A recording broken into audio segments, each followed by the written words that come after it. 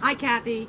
I don't explain things very well when I'm trying to write something down. I can do a lot very well doing it, but to describe, put this stick right here, put this stick right here, it's a lot easier for me to show you than it is to put it down in words, and I figured it would be a little bit faster for both of our schedules. With that being said, I also mentioned a little bit about a moleskin style. Moleskin. Sometime if you need that explained, I can show you that later. You already have that. Couldn't see it. My son's helping me tape, so you already have that. That's the remove the adhesive. This is the adhesive for the colostrum bag. Lally here is helping me with everything. With that being said, my duct tape is made by 3M, just like you suggested. I've also found out that Ace hardware is also made by 3M. It just doesn't say that, but it has all the same manufacturing labels on it. It just says Ace instead of 3M. And as you can see, I have my duct tape, and duct tape is crap.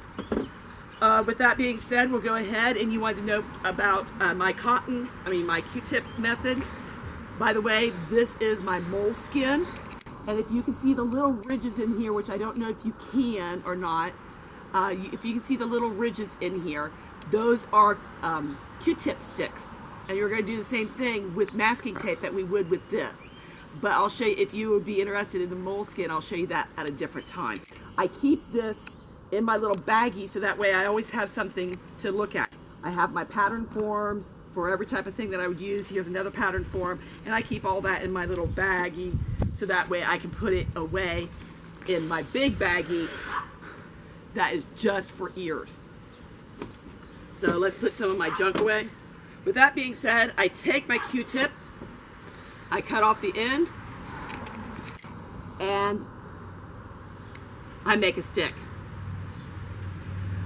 I collect my sticks, and that's when I try to get interesting.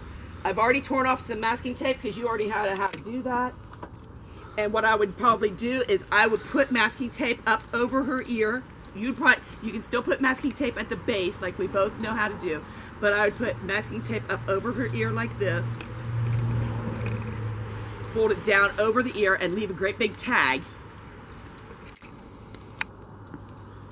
and I'd flatten it. Then I would take my sticks. It's okay, Lally. Lally's a good demonstrator. She's very patient. She has lots of hair, which I would have shaved off. And I would then take my sticks and I would lay them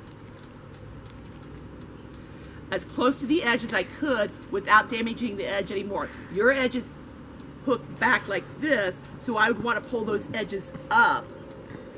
And I'd want to put my stick right there. So I'd probably take another piece of masking tape, and I'd put my sticks in a little arrow, which you cannot see right now, but bear with me.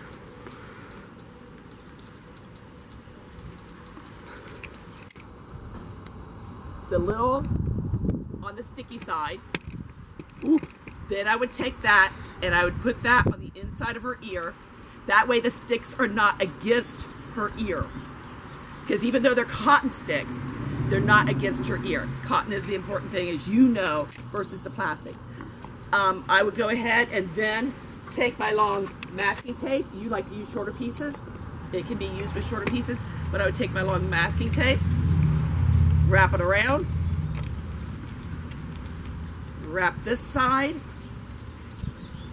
I like to leave long tags. It's not a very pretty thing that I'm doing right now, but you know how to do this. I don't have to demonstrate that to you. All I had to demonstrate was the cotton swabs going in there. If you find that the cotton sticks are a little bit too hard at the tip of her ear, and she might be slightly irritated by that, maybe try using it, taking only one end off and leaving the other end very fluffy with the cotton, and still putting it on that extra piece of masking tape in a triangular form to give it stability up here. If that still doesn't work, I've got other ideas. And every idea I sent to you in the email has worked for me one way or another. Poor Lally, she had 5 different devices on her ears. And as you can tell, Lally, she says, no, it's on here. Let me see if I can get this off. She really does have pretty ears. She just has super humongous ears.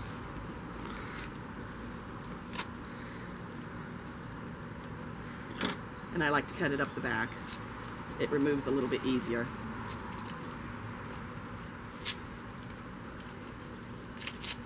And as you already know how to do all that.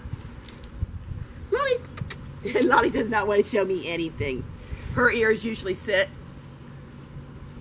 Lolly, turn that way. As big as her ears are, her ears usually sit like that.